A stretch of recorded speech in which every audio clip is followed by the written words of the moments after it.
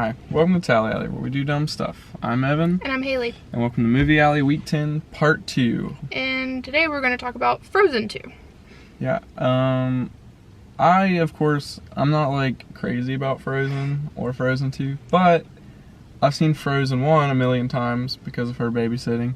And that's why we went to Frozen 2 with that kid too. But it wasn't bad. No, it was actually really funny. I had actually seen it 2 or 3 weeks before it came out, and then just last week when we were up visiting family and stuff, we ended up going to see it again, and so he got to see it, and we took the little girl I used to watch with us. So she was quite pleased, and she ate all of the snacks. Yeah, I mean, for like, it's a Disney animated movie, of course, which they're always done amazing. Yes.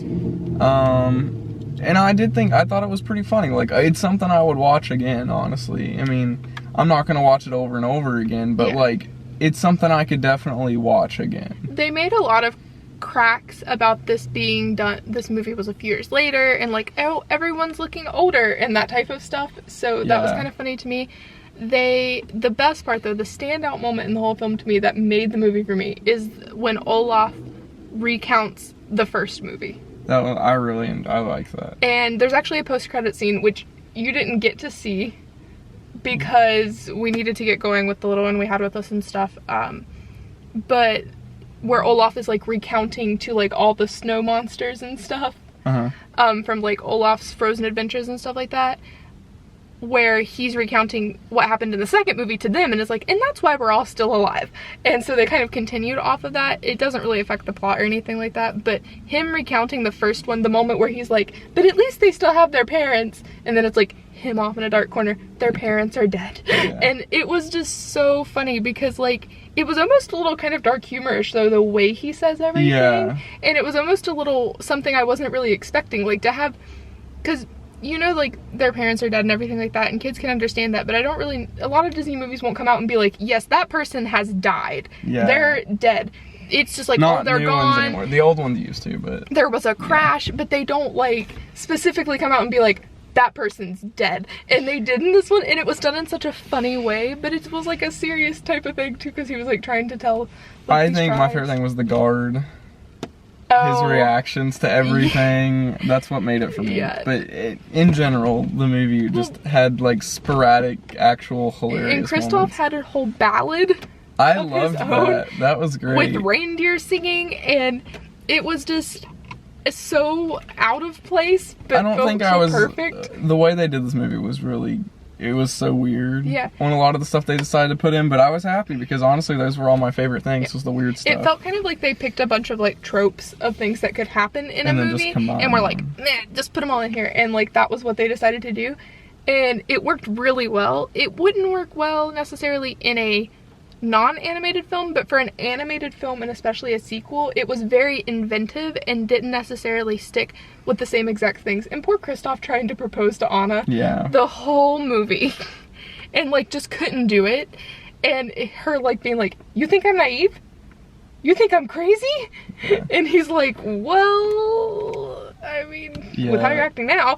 But it was a really good movie. I mean, I saw it twice in theaters. I would watch it again. I probably wouldn't go and like pay at a theater to see it again.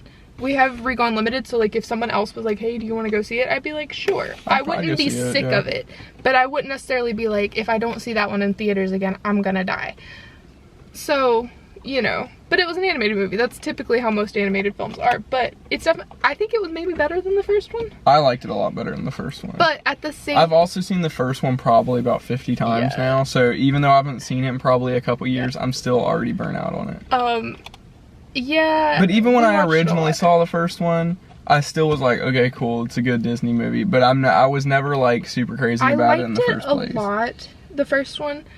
But this one, just the animation, the steps that animation has taken between the first one and this one is really clean. Phenomenal. Well, because they were actually, I saw someone actually talking about it that had worked on the film. If you zoom in on any of the shots of Anna and Elsa's dresses or anyone's clothing and stuff like that, you can actually zoom in and see the individual fabric pieces, which is something that wasn't possible. Disney's been doing that for the last couple movies. For the last couple movies, but when they first came out with the first one, they were like, that's why they look so different, because the advancements in technology have just been massive.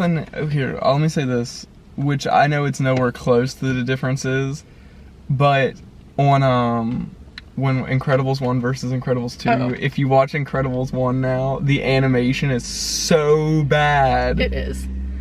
And then you can't ever tell until you watch the second one. Until you like watch stuff like back to back with like that, you can't really, like, your brain doesn't process the differences, but when you start comparing them next to each other, it's really amazing.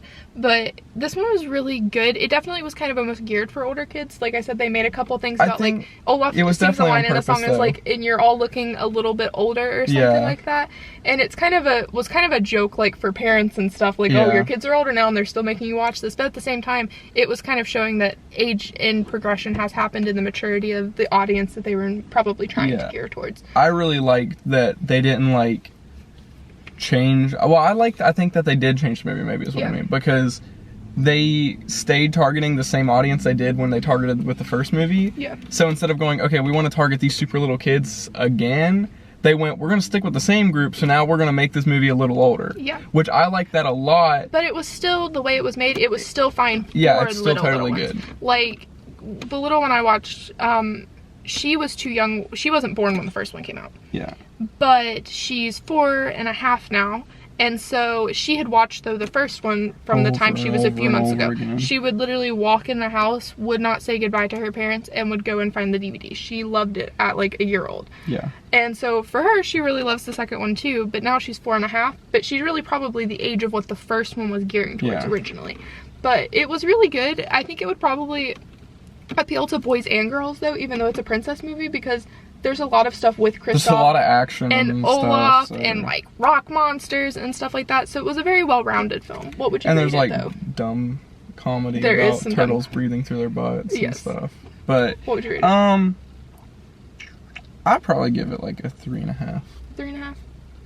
Maybe like a 3.75 or something, but because it's not my movie. It's not meant for me. It's not meant for me though. So I would agree. I would definitely give it like a 3.75. I want to give it a 4, but there's a couple other animated movies coming out in the next few months that I think are going to be really good, and I'm really hesitant to give away that 4 spot because I don't really know that an animated film is going to go above a 4. Spies in Disguise, I think Spies in Disguise is going to hit a 4, and I'm going to be super disappointed if it doesn't. I'm hoping to see that this week. You know what's an anime movie that beats that out really easy is the Spider-Man movie. Well, yes, but that's like a 5.5. Into the Spider-Verse is like a completely different thing, and maybe we'll do like a whole series talking about Spider-Man movies at some point, because they probably deserve it, so. But yeah, so I think we're in agreement. Not quite a 4, but it really could be a 4 if you had kids. If you had kids, this is probably like a 4 or 4.5 in range of kids movies, because like in comparison to Playmobil, for like what a kid would like, I'd give it like a 4.5. But for me, it's like a 3.75. But yeah, so for a kid though, I think any kid would love this movie, boy or girl. Yeah. Maybe if you have a boy that's like, I'm too cool for princess and movies, it probably ranges. I don't know if the boys would keep attention as long, but for girls especially, I would say it probably goes from toddler up until right when they get into middle school, and probably middle schoolers would still like it if they weren't too concerned about liking a kid's movie. Heck, I was in middle school when the first one came out. Yeah.